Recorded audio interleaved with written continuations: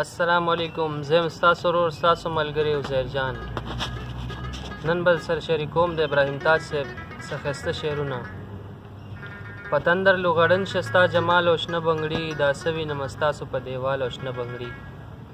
د یو بل که رضي راځي اکثر یې هلته شپه وي، د یو بل که رضي راځي اکثر یې هلته شپه وي. خپلوان دي په خپل منځ کې زما خیال او شنه بنګړي. یو وخت به وي چې تیر بشي او مات بشي مغرورې، نن خیر دی چې شړنګېږي ستا جمال او شنه بنګړي. یو وخت به وي چې تیر بشي او مات بشي مغرورې، نن خیر دی که شړنګېږي ستا جمال او شنه بنګړي.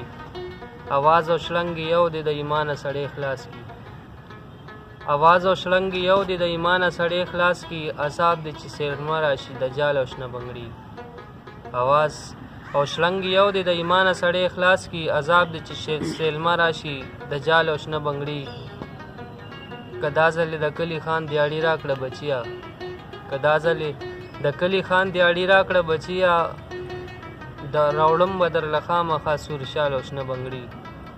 که دا ځلې د کلي خان دیاړي راکړه بچیا، راوړم به درله خامخا سور شال او شنه بنګړي.